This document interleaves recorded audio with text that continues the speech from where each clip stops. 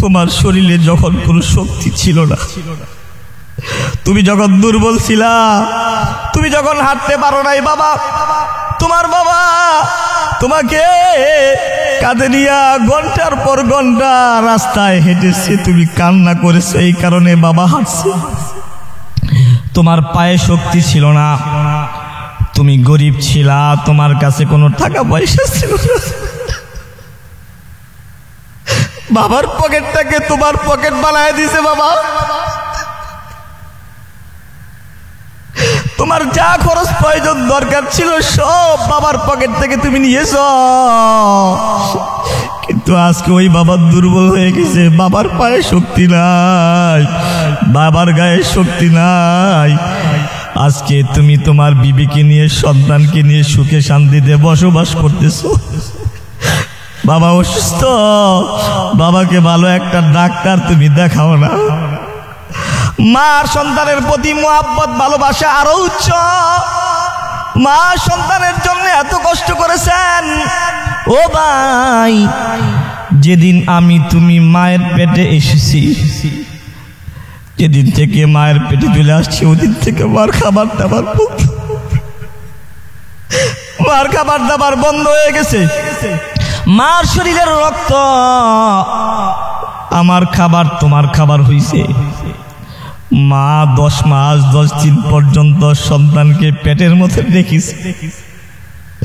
যখন আমি তুমি ভূমিষ্ঠ হব, মার পেটের থেকে, মার শরীর থেকে কলস কলস রক্ত বের হয়েছে। মা অজ্ঞান হয়ে পড়ে গেছে। মা যখন সন্তানের কান্নার শব্দ মায়ের কানের ভিতরে চলে গেছে, মার শরীর থেকে কলস কলস রক্ত বের হইতেছে। এরপরও মা সন্তানের কান্না শুনে সব কষ্টের কথা ভুলে গিয়ে মা সন্তানকে কোলে নিয়ে দুধ খাওয়াইতে বসে পড়েছে। এ বাবা, এই কারণে মা বাবার খেদমত করবে। এই কারণে আল্লাহ তাআলা বলছেন, ওয়াবিল ওয়ালিদাইনি ইহসানা ইম্মা ইয়াবলুগান্না ইনদাকাল কিবারা আহাদুহুমা আও কিলাহুমা ফালা তাকুল লাহুমা উফফি ওয়ালা তানহারহুমা ওয়া কুল লাহুমা কওলান কারীমা। মা বাবার সাথে বিরক্ত হবা না, মা বাবার খেদমত তুমি করবা। প্রয়োজন হলে মা বাবাকে তুমি নিজের হাতে লোকমা বানায় খাওয়াইবা। প্রয়োজন বোধে মা বাবাকে তুমি নিজের হাতে ডলে ডলে গোসল করায় দিবা। প্রয়োজন বোধে মা বাবার পায়খানা প্রস্রাব তুমি নিজের হাতে পরিষ্কার করিও। একটা সেকেন্ডের জন্য বান্দা মৃত্যু পর্যন্ত আমাকে ভুলতে পারবে না। এটা আল্লাহ তাআলার একটা নির্দেশ। এরপর আল্লাহ তাআলা বলেন, আমার 2 নম্বর নির্দেশ, ওয়াবিল ওয়ালিদাইনি ইহসানা।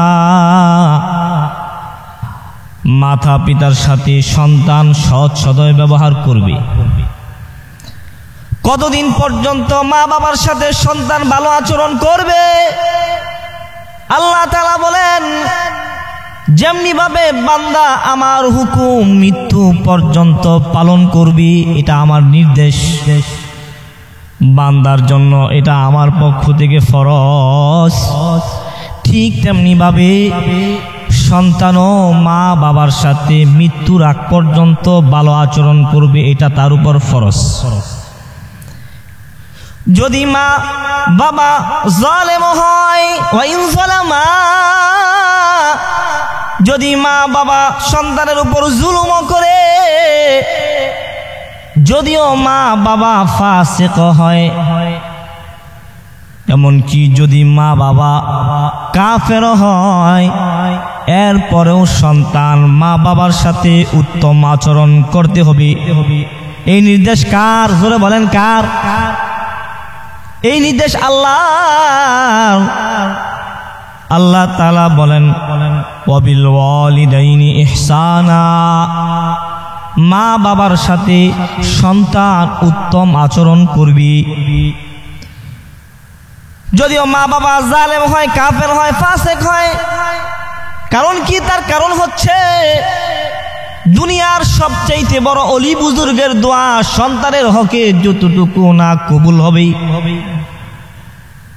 মা বাবা যদি কাফের হয়, ও সন্তানের হকে মা বাবার দোয়া অলি বুজুর্গের চাইতে আল্লাহ তাআলার কাছে আগে আগে কবুল হবে। সুবহানাল্লাহ। কারণ মা বাবার দোয়ার মাঝে আর আল্লাহ তাআলার মাঝে কোনো পর্দা নাই। লাইসা বাইনাহা ওয়া বাইনাল্লাহি হিজাব। মা বাবার দোয়ার মাঝে আর আল্লাহর মাঝে কোনো পর্দা নাই। এই কারণে আল্লাহ তাআলা বলেন যে মা বাবার সাথে সন্তান সব সময় উত্তম আচরণ করবে। কেন মা বাবার সাথে উত্তম আচরণ করবে? কেন? তার কারণ হচ্ছে মা বাবার মাধ্যম ছাড়া পৃথিবীতে কোনো সন্তান আগমন করে নাই। হ্যাঁ, হযরত ঈসা আলাইহিস সালাতু ওয়াস সালামকে আল্লাহ তাআলা বাবা বিহীন দুনিয়াতে পাঠায়া আল্লাহ তাআলার কুদরতকে জাহির করেছেন। হযরত হাওয়াকে মা বিহীন দুনিয়াতে পাঠাইয়া আল্লাহ তাআলা তার কুদরতকে জাহির করেছেন। আবুল বাশার হযরত আদম আলাইহিস সালাতু ওয়াস সালামকে আল্লাহ তাআলা মা বাবা বিহীন সৃষ্টি করে আল্লাহ তাআলা তার কুদরতকে জাহির করেছেন। কিন্তু পৃথিবীতে আমি আপনি সহকারে যত মানুষ পৃথিবীতে আসবে, প্রত্যেকটা মানুষ মা বাবার মাধ্যমে পৃথিবীতে আসবে। মা বাবা ব্যতিরেকে পৃথিবীতে কোনো সন্তান আসতে পারে না। এই কারণে আল্লাহ তাআলা কোরআনে হাকিমের মধ্যে আল্লাহ তাআলার হুকুম মানার সাথে সাথে একই আয়াতে মা বাবার সাথে সন্তান যেন সৎ সদয় ব্যবহার করে সে কথাটা আল্লাহ তাআলা বলেছেন। আল্লাহর রাসূল সাল্লাল্লাহু আলাইহি ওয়াসাল্লাম সরকারে দু আলম হাবিবে কিবরিয়া বলে قال رسول الله صلى الله عليه وسلم قال رسول الله صلى الله عليه وسلم رضا ربي في رضا الوالدين وسخط ربي في سخط الوالدين। সরকার বলে মা বাবার সন্তুষ্টির মধ্যে আল্লাহ তাআলার সন্তুষ্টি, আর মা বাবার অসন্তুষ্টির মধ্যে আল্লাহ তাআলার অসন্তুষ্টি। অর্থাৎ সরকার বলে যার প্রতি তার মা বাবা সন্তুষ্ট আছে তার প্রতি আল্লাহ তাআলা সন্তুষ্ট আছে, আর যার প্রতি তার পিতামাতা অসন্তুষ্ট তার প্রতি আল্লাহ তাআলা অসন্তুষ্ট। এই কারণেই আল্লাহর রাসূল সরকারে দু আলম হাবিবে কিবরিয়ার কাছে ওয়াইসুল করনি আল্লাহর রাসূলের কাছে খবর পাঠাইছে, ইয়া রাসূলুল্লাহ আমি তো আপনার সাথে সাক্ষাৎ করতে চাই, আমি আপনার সাথে জিহাদের ময়দানে যাইতে চাই। সরকার বলে এ ওয়াইসুল করনি ওয়াইসুল করনি করার কোনো প্রয়োজন নাই, তুমি তোমার মার খেদমত করো। ওয়াইসুল করনি সরকারে দু আলম হাবিবে কিবরিয়ার কথা শুনে আল্লাহর রাসূলের সাথে সাক্ষাৎ করার জন্য আসে নাই। অথচ ওয়াইসুল করনি যদি আল্লাহর রাসূলের সাথে সাক্ষাৎ করত তাহলে ওয়াইসুল করনি রাহমাতুল্লাহি আলাইহি তো সাহাবী হয়ে যেত। আর একটা সাহাবীর দাম আল্লাহ তাআলার কাছে এত বেশি যে আল্লাহ তাআলা বলেন والسابقون الأولون من المهاجرين والأنصار والذين اتبعوهم بإحسان رضي الله عنهم ورضوا عنه وأعد لهم جنات تجري تحتها الأنهار الله أكبر জোরে বলেন আল্লাহু আকবার। আল্লাহ তাআলা বলতেছেন মুহাজির আনসার সহ যত সাহাবী আমি পৃথিবীতে পাঠাইছি সমস্ত সাহাবীদের প্রতি আমি খুশি হয়ে গেছি, রাজি হয়ে গেছি। ওয়া'আদ্দা লাহুম জান্নাতিন তাজরি মিন তাহতিহাল আনহার আল্লাহ তাআলা বলেন যে আমি তাদের জন্য এমন জান্নাত তৈরি করে রেখেছি যে জান্নাতের তলদেশ দিয়ে নহর প্রবাহিত হয়েছে।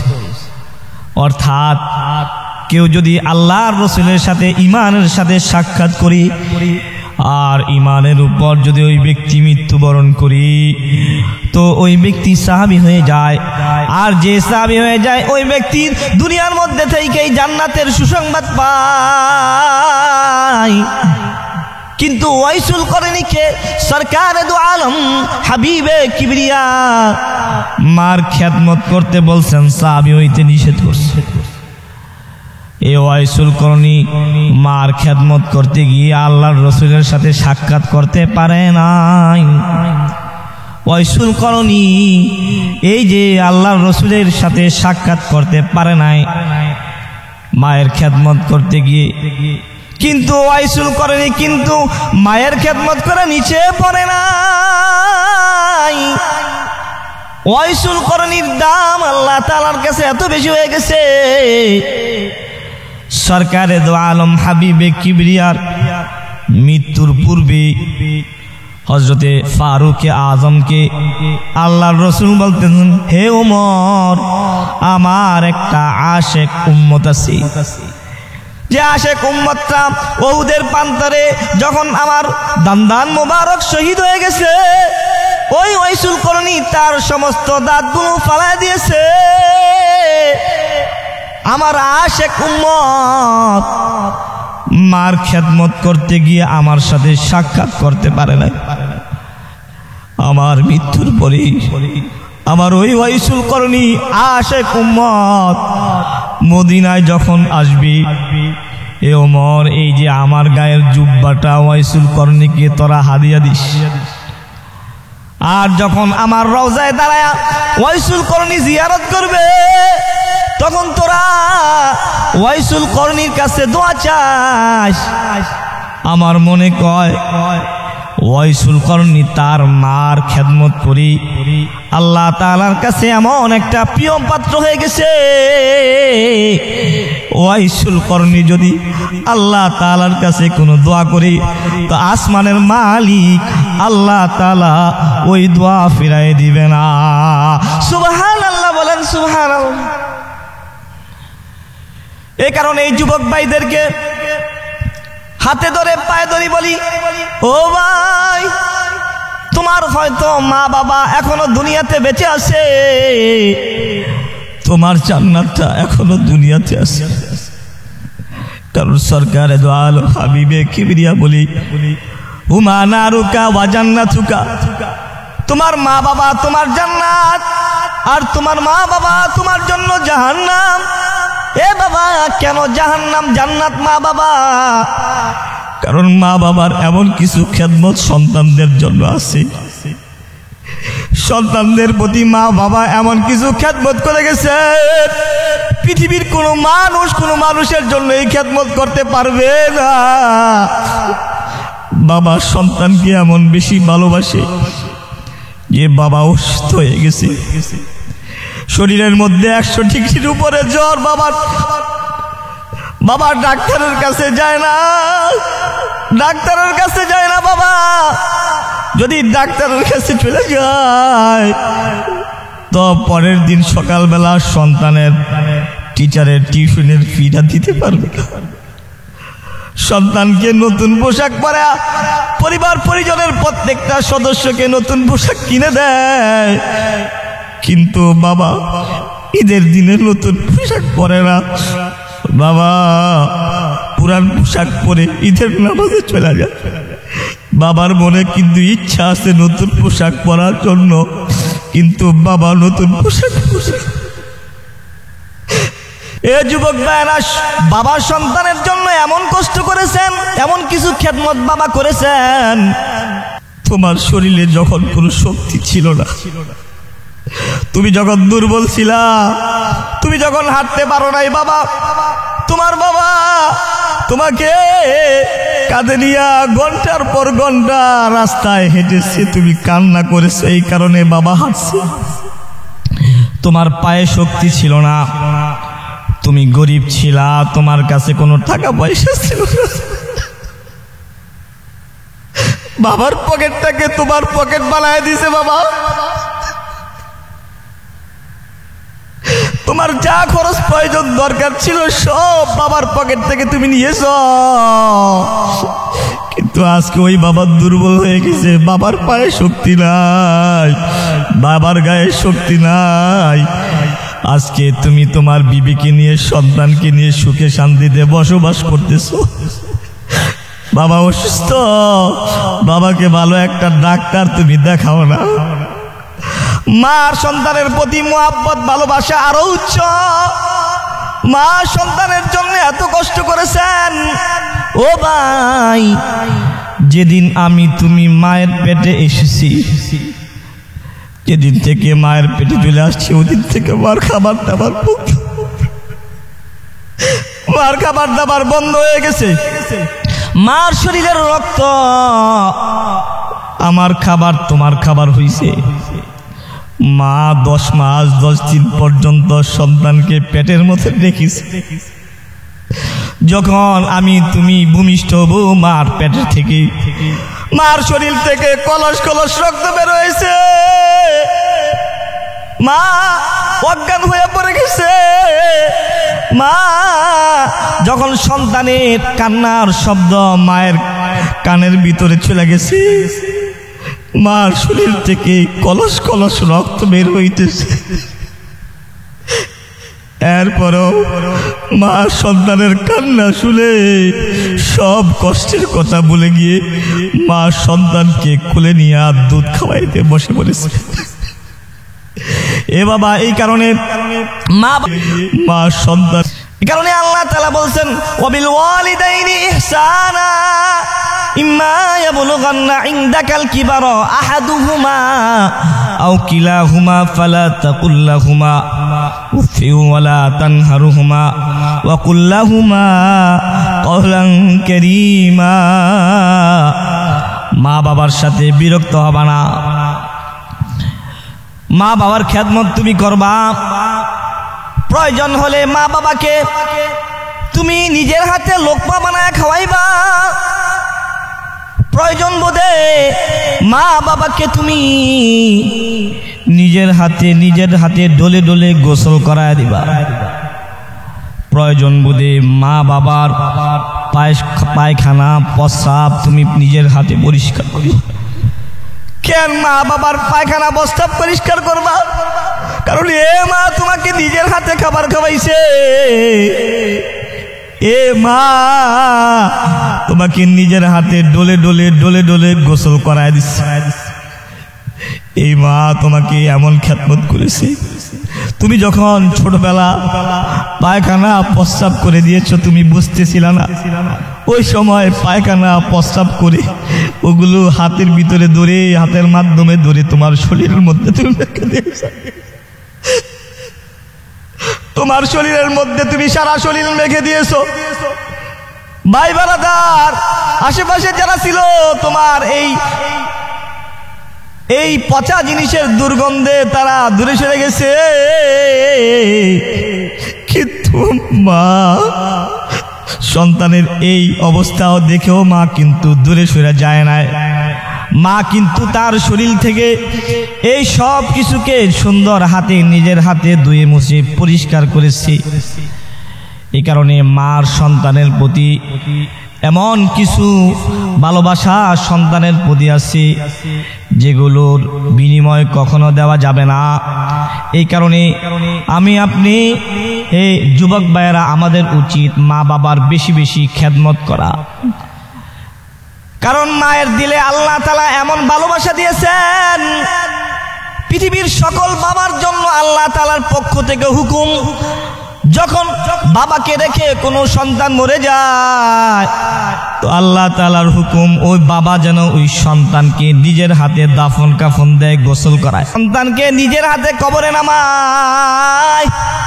কিন্তু আল্লাহ তাআলার পক্ষ থেকে কোনো মার প্রতি এমন হুকুম নাই যে মা সন্তানকে নিজের হাতে কবরে নামাইবে। কোনো মায়ের অন্তরের মধ্যে এত শক্তি নাই, কলিজার মধ্যে এত শক্তি সাহস নাই।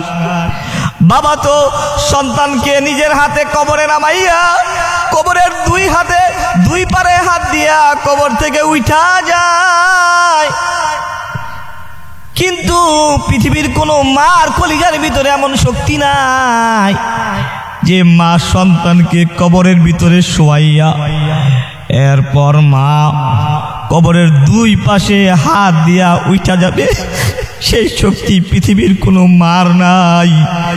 বরং মা যদি সন্তানকে হাতে নিয়ে কবরে নামায়, মা সন্তানের সাথে কবরের ভিতরে শুয়ে পড়বে, মা ওই সন্তানের সাথে মরে যাবে। এই কারণেই পৃথিবীর বাবা, অনেক বাবা এমন আছে যারা সন্তানকে ত্যায্য পুত্র করে দেয়, কিন্তু পিছনের দরজা দিয়া সন্তানকে মা খাবার খাওয়ায়।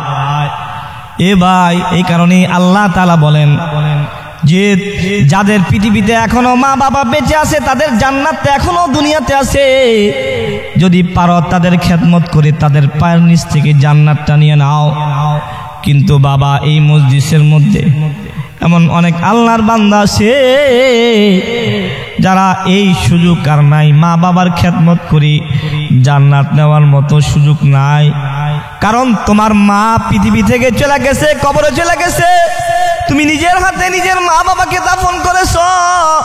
তোমার ভাঙ্গা হৃদয় নিয়ে আল্লামা ইকবাল যেরকম ভাবে মার কবরের সামনে দাঁড়ায় দাঁড়ায় বলেছে, उम्र भर तेरे मोहब्बत मेरे खिदमत कर रही, उम्र भर तेरे मोहब्बत मेरे खिदमत कर रही, मैं तेरे खिदमत की काबिल जब हुआ तू चल बसी।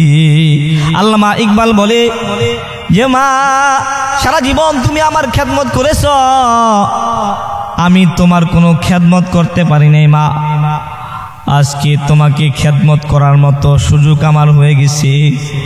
অর্থাৎ আমি এখন কামাই রুজি করি, আমার ইনকাম আছে, কিন্তু মা তুমি তো পৃথিবীর বুক থেকে বিদায়, আমি তো তোমাকে কিছু খেদমত করতে পারতেছি না। ও বাবা, তোমরা এখানে অনেকে আছে এমন যারা নিজের হাতে নিজের পিতা মাতাকে দাফন করেছো, পিতা মাতাকে খেদমত করার সুযোগ নাই। তাহলে তোমরা পিতা মাতার জন্য বেশি বেশি করে ইসালে সওয়াব করবে আর বলবে রব্বির হামহুমা কামা রব্বায়ানি সগীরা, রব্বির হামহুমা কামা রব্বায়ানি সগীরা। মা বাবার জন্য এই দোয়া করবে, কমাস কম মা বাবাকে কোনো অন্যায় কাজ করে, গুনাহের কাজ করে মা বাবার কবরের মধ্যে ধাক্কা দিও না। শাইখুল হাদিস আল্লামা জাকারিয়া রহমাতুল্লাহি আলাইহি উনি ওনার কিতাবের মধ্যে একটা ঘটনা রাখছেন, ফাজাইলে সাদাকাতের ভিতরে ঘটনা আনছেন যে একজন আল্লাহর ওলি কবরস্থানের পাশ দিয়ে যাইতেছেন। কবরস্থানের পাশ দিয়ে যখন যাইতেছেন, উনি ওই কবরস্থানে বসে দাঁড়ায় দাঁড়ায় কিছু তেলাওয়াত করলেন, সূরা ফাতিহা, ইখলাস, তাকাসুর পাঠ করে মনে মনে চিন্তা করলেন, আল্লাহ, এই যে আমি যা কিছু তেলাওয়াত করলাম, আমার এই তেলাওয়াতের যে সওয়াব আছে ওই সওয়াবগুলো এই কবরস্থানের বাসিন্দাদেরকে আপনি দান করে। আল্লাহর ওই ওলি যখন চলে গেছে, রাতের বেলা যখন ঘুমায় গেছে, আপনি যেরকম ভাবে আপনার প্রিয় বন্ধু যারা আছে তাকে নিজের গোপন ডায়েরিকে দেখায় দেন, আল্লাহ তাআলা ওই আল্লাহর ওলি কি তার দিনের বেলা ইবাদতকে রাতের বেলা স্বপ্নে যোগে দেখাইতেছেন। সুবহানাল্লাহ।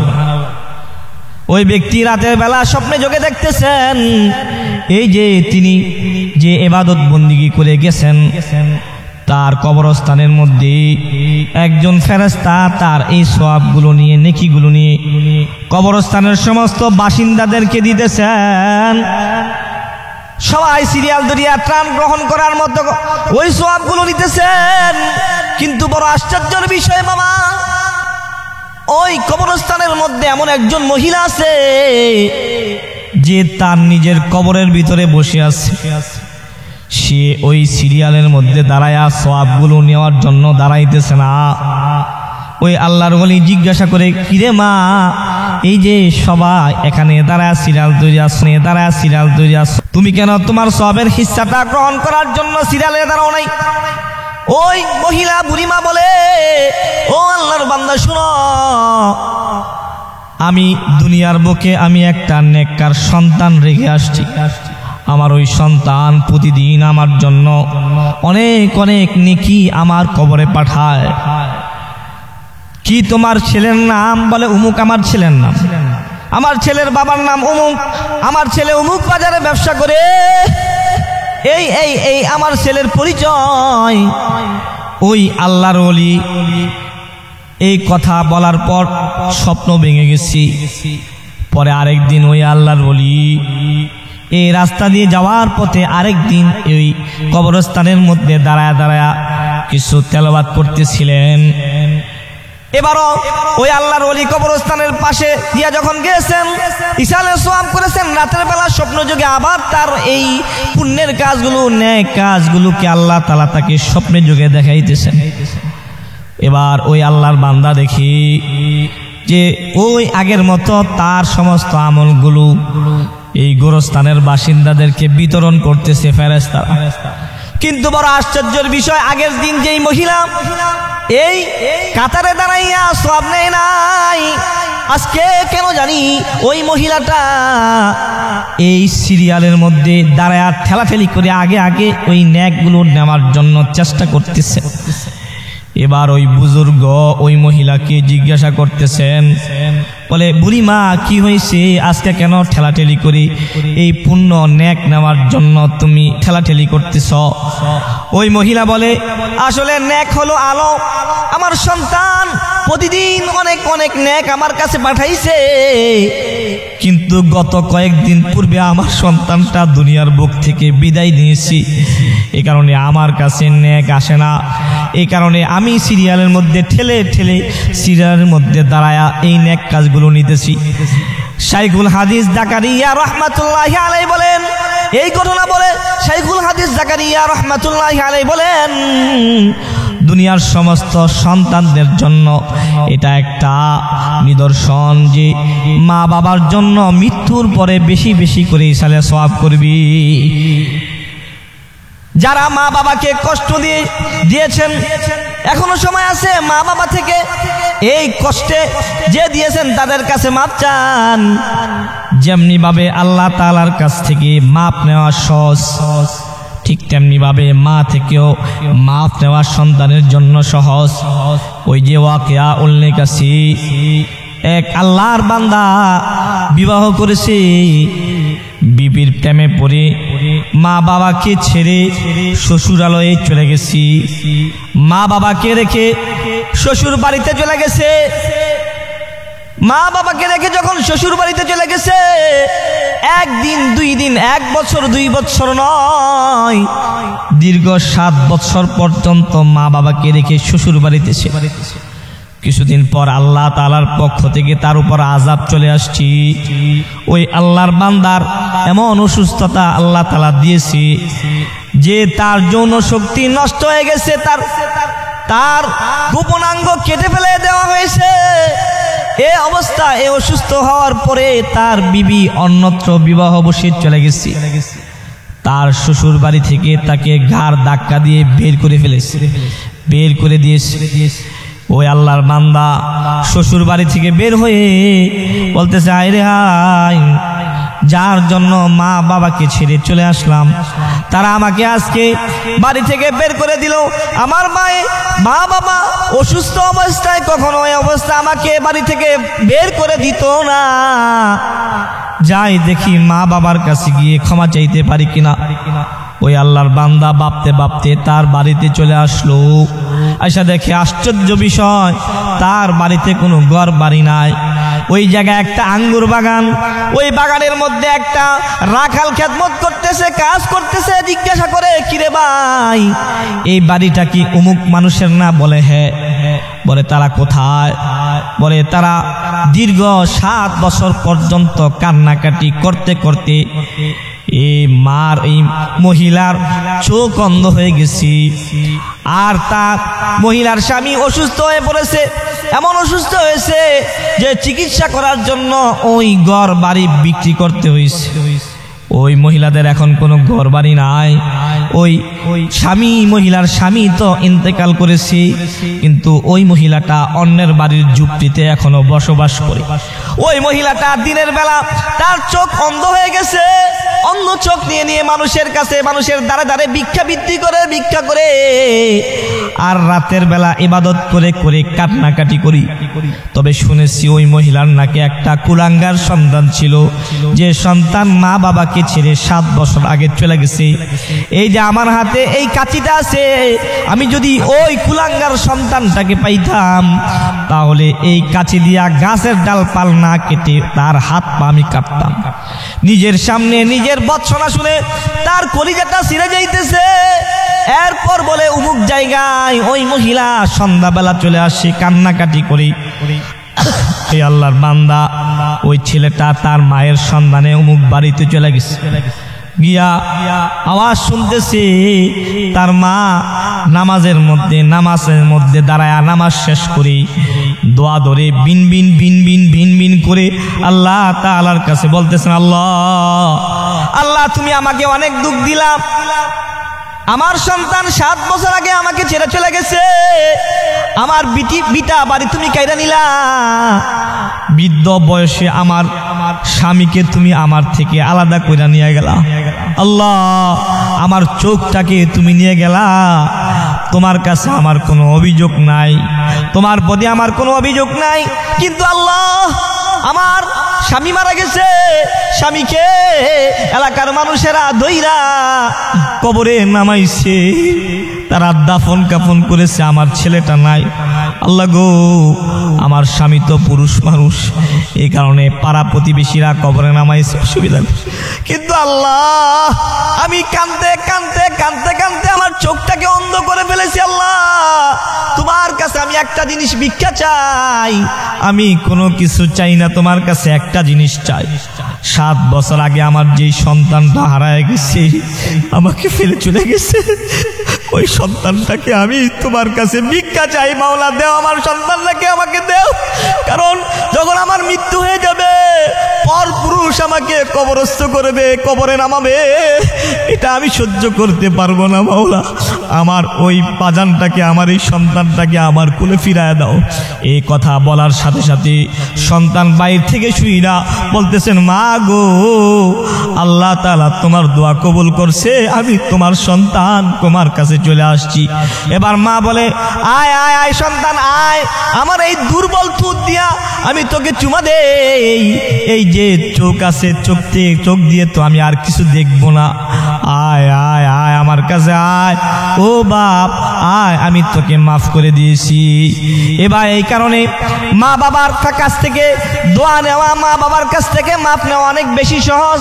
এই কারণেই আজকে এই মজলিসের পরে আমরা যারা মা বাবার সাথে অন্যায় আচরণ করেছি, খারাপ ব্যবহার করেছি, আমরা মা বাবার সাথে এক্ষুনি গিয়া মা বাবার কাছে মাফ চাইব। অবশ্যই অবশ্যই মা বাবা আপনাকে ক্ষমা করে দিবে।